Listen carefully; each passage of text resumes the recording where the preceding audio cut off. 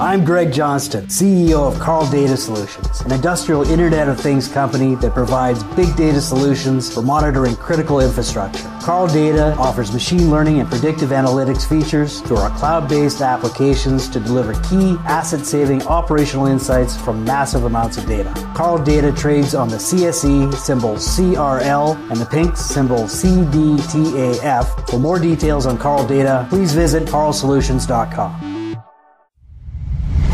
You're listening to HowStreet.com radio, available online at TalkDigitalNetwork.com. Welcome to HowStreet.com radio, the online source for market opinions. Here is Jim Goddard. My guest is Stewart Muir, Executive Director of the ResourceWorks Society. Welcome back to the show, Stewart, and best of the season. Same to you, Jim. The Trump tax plan looks like it's going to be going into place, drastically cutting corporate taxes. Can Canada, under a tax and spend liberal government, compete with our current tax rates? Well, really that's a question we're seeing this week. We're getting very close to January 1st, so that's when the new plan comes into effect.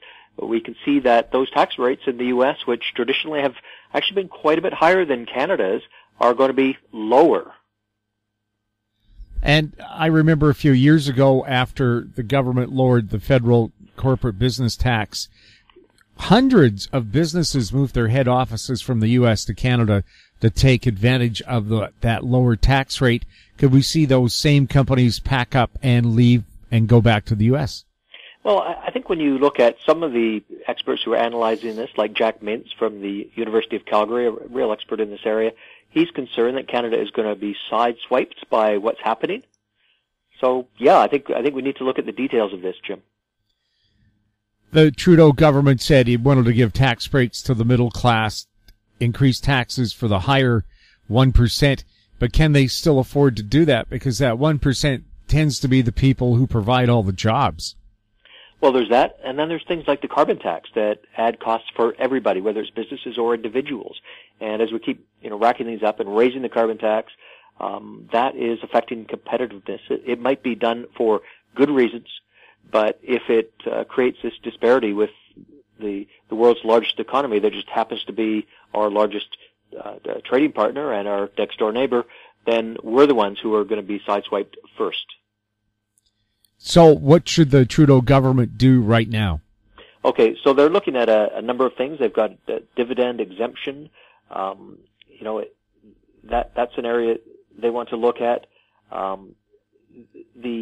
The higher costs and regulations that are coming not only from the federal government but provinces are going to have an impact. If we want to see investment in jobs and profits from businesses stay in the country, we're going to have to look at some of those areas. Things like the deductibility of interest expense is one that Professor Mintz has been concerned about. Things like the expensing rather than amortization of machinery and equipment, which is going to boost productivity in the U.S. That's a problem. We've already got a huge problem for productivity in Canada. And, it's ironic, I always think, that our most productive industries, bar none, are also the ones that government policies are punishing. They're punishing the oil and gas sector with all kinds of added costs, but those are the most productive ones where, one worker produces up to 6 times the economic value of the average worker in our economy. That's how powerful those jobs are. That's how productive they are. But we're trying to kill them. As we do that, we're going to see the U.S., which is encouraging those kinds of jobs, get all the benefits. And at the end of the day, it's really us as a country and individual citizens who are losing out. Well, earlier we saw the federal government's attack on small business where they've mostly backed down. But if they have that attitude, can we be encouraged at all that they'll try to make sure that businesses don't leave the country? Well, there is a sneaking suspicion that despite what unfolded over the summer and then into the fall and seemed to get worse and worse for Minister Morneau, our finance minister, wasn't really just a mistake, a one-off that we saw, but rather indicative of a mindset or pattern emanating from this federal government. And if that's the case, and there's some evidence for that, I would say, in my opinion, then yes, we ought to have that concern. And it's going to be up to individuals, I think, to call their MPs, let them know what they think, and make some noise, because the good people in Ottawa, there are many things. They have many talents. Mind reading generally isn't one of them. So we've got to find ways to let them know, not just at the ballot box, what we think about these issues. And you have the issue of the NAFTA negotiations as well on top of this. Oh yeah, and we're the losers in this. We are the small player. We sometimes feel as a country that we're on some sort of moral high ground. Perhaps that's still true, but it doesn't mean that we have stronger negotiating power when it comes down to the hard talk at the bargaining table. Well, for example, there used to be a time Canada could say, well, we'll cut our oil shipments to the U.S. because you need it. They don't need our oil anymore. Alas, not. And not only that, but we have to find markets for our oil, and it's quite a long, slow, rather painful process to open those markets because it requires some tough decisions, a real leadership in Canada to get there. With carbon taxes, we hear the federal government saying Canada has to reduce its carbon footprint. But Canada's carbon footprint amounts to, I think, either just a little over 1% or a little under 1% of the world's carbon footprint. So what difference would it make if Canada reduced its carbon emissions at all? Yeah, I think if Canada just completely stopped producing any carbon, including the carbon that comes from, processes we can't even control, it would make no difference whatsoever because a country like China alone adds, multiple Canadas to its carbon emissions over, just a couple of years. So it really doesn't make any difference. And that's kind of hard to get your head around, but it's true. And I think the important thing is more how quickly and how well are we improving and how well can we, represent what we're doing here as an example for others to follow in the world. And I think, you've got to appreciate the carbon tax because it does that. It is an example we can hold up as saying, if everyone participates in this, we can make a difference. But still, let's be realistic. Anything we do will make no difference by itself. And also, I think a carbon tax doesn't recognize that Canada is the coldest nation on Earth, and we travel tremendous distances to visit our relatives and friends. Yes, and if you think that's a luxury, the things we have to do just to get through a day. If you live in Yellowknife or Whitehorse or Montreal or Toronto, you don't have to live in a remote place, but we do have those places. You're using more energy to just heat your homes and cook your food and get around because that's what's required in our tougher climate. So it's a condition of being Canadian. And I think when we are judged perhaps harshly by, little countries in Western Europe who like to look down their nose at a country like Canada that they cast as profligate, wasteful, and sinful in its impact, I think it's rather hypocritical because those countries, first of all, they import all of their resources, and so they can simply point a finger at others and criticize what they see. But they themselves are the world's greatest consumers, and they have really no break on how they consume. In certain ways they are responsible, but it's quite unfair for Canada to be judged alongside the consumer countries because we are a producer country. Yes, countries that we could drop into a lake somewhere and not even notice. Exactly. And for the European non-concept of Canada, had relatives from London were visiting friends in Toronto, and they asked, how long would it take to drive to Vancouver to visit? I said 5 days. They couldn't believe it. Couldn't believe it, yes. We'll have That's more right. with Stewart Muir right after the break. Arctic Star Exploration, operated by a team of proven mine finders, is focused on diamonds in Finland and the Northwest Territories of Canada. A work program is planned for our Finland property that contains diamond-bearing kimberlite. Arctic Star trades on the TSX Venture Exchange, symbol ADD, and the Frankfurt Exchange, symbol 82A1. Please visit our website at arcticstar.ca or call us at 604-689-1799. I'm Brian Fowler, president of Blind Creek Resources Limited, listed on the TSX Venture Exchange, ticker symbol BCK. Blind Creek is focused in the Yukon, Northwest Territories, and British Columbia. The company's key property is the Blend Project, one of the largest undeveloped lead-zinc-silver deposits in Western Canada, plus plans to advance the recently acquired, fully permitted historic Engineer gold mine in the Atlan District of northwestern BC. Check us out at blindcreekresources.com. Welcome back. We're speaking with Stewart Muir. Stewart, if the federal government isn't willing to drop taxes to keep Canada competitive with the U.S. now, do the provinces have a role here to play? Oh boy, I mean they're yoked together. I think they have to move in unison. If the feds aren't taking leadership on this, the provinces can't. I don't think on their own make a difference for residents of that province. So we'll see. In the provinces, they can always get off the hook by just pointing it at Ottawa and saying, "Look, it's their fault," and maybe vice versa as well. So we'll see what 2018 brings. When it comes to the new provincial budget, do you think that they're going to do anything to encourage new business in BC in the resource sector? Well, I think we will have to wait and see what we learn in February. That's when the BC NDP, who were elected in June, and after a protracted period, formed a government in the summer, once the razor-thin situation in the legislature was somewhat resolved, they came out in, I believe, late September with a budget update, but they couldn't really call that, they didn't want to call that proper budget. Budget occurs typically in BC in the early part of the new year, so we will see for the first time the full intention of the current BC NDP government as to the budgetary side, the all-important part that allows them to function as a government. It's a budget of $50 billion a year. About 40% of that goes into our healthcare budget. So after that, they're left to play with, 60% of spending from that is not as tied to a single agenda item. Goes to, of course, fund all kinds of services. And then there's the revenue side, and we get a lot of revenues in BC from the federal government in the form of transfers.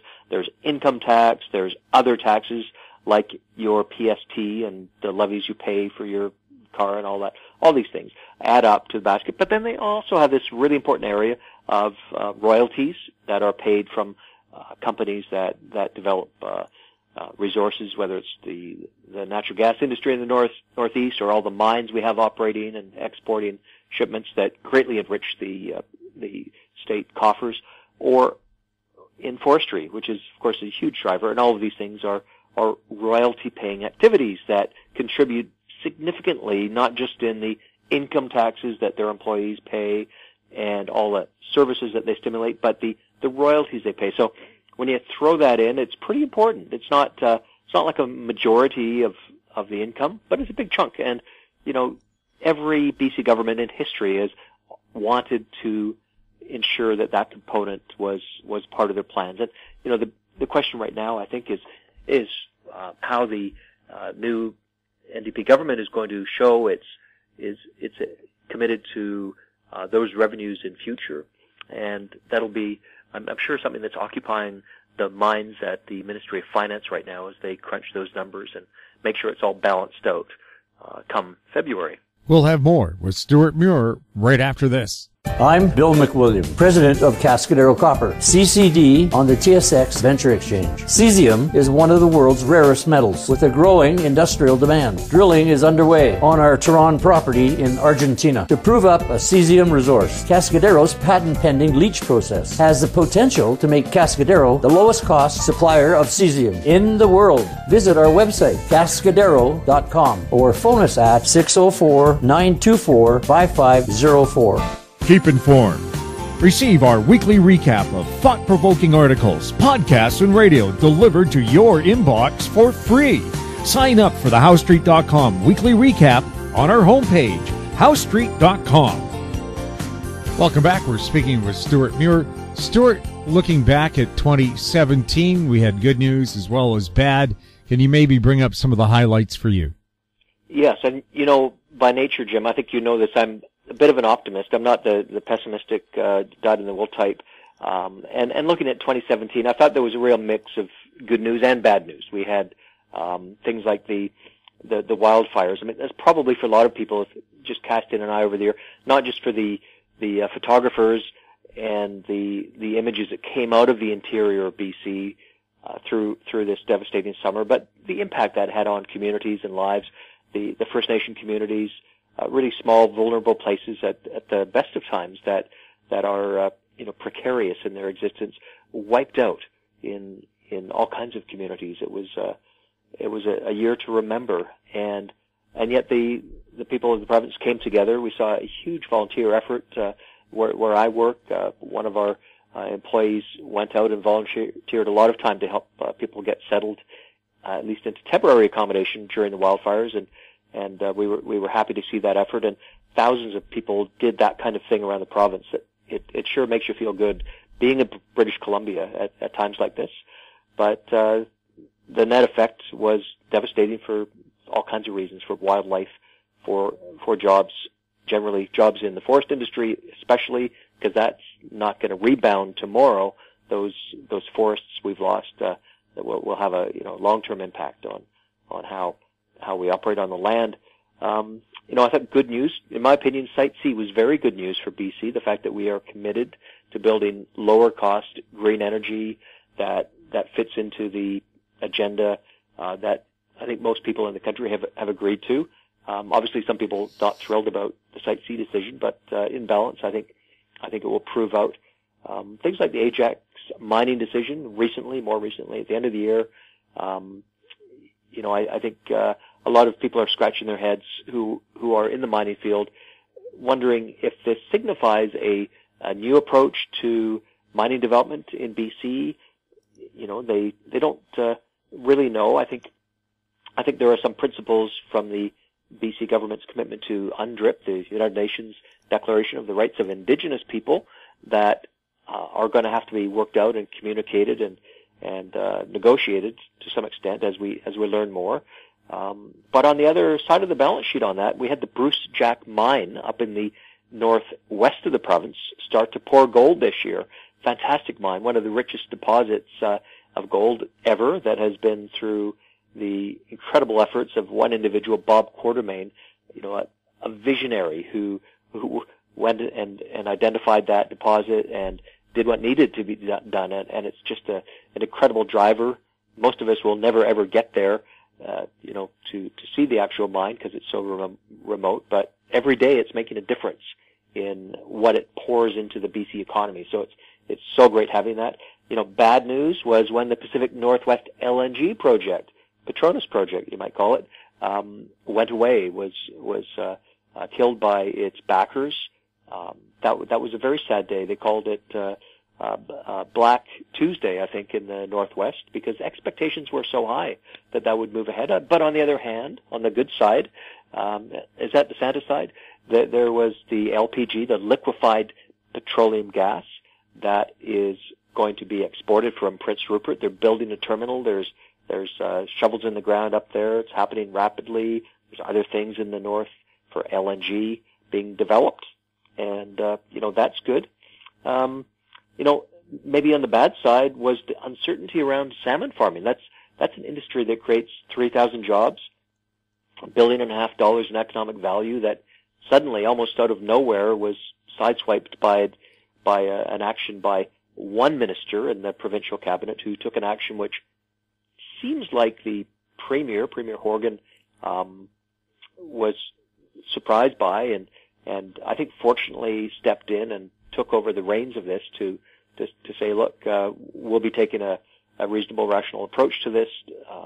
But nevertheless, there is some uncertainty created over this, and there are so many communities on Vancouver Island that have become dependent on what is really a green, clean industry that creates a lot of jobs for Aboriginal people and non-Aboriginal alike, a fabric of the communities there. So let's hope 2018 brings some better resolution on that one. So in short, Jim, I think in the ledger of 2017, there's a very full column on each side. Stewart, may Santa be generous and have a great new year. The same to you, Jim. My guest has been Stewart Muir, Executive Director of the ResourceWorks Society. His website, resourceworks.com. You're listening to HowStreet.com radio. Find us on Twitter at HowStreet. Our very popular YouTube channel is Talk Digital Network. Questions for the show or our guests can be sent to info@howstreet.com. I'm Jim Goddard. Happy holidays. Comments made on HowStreet.com radio are an expression of opinion only and should not be construed in any matter whatsoever as recommendations to buy or sell any financial instrument at any time. Available online at TalkDigitalNetwork.com. HowStreet.com radio is a production of HowStreet Media Incorporated.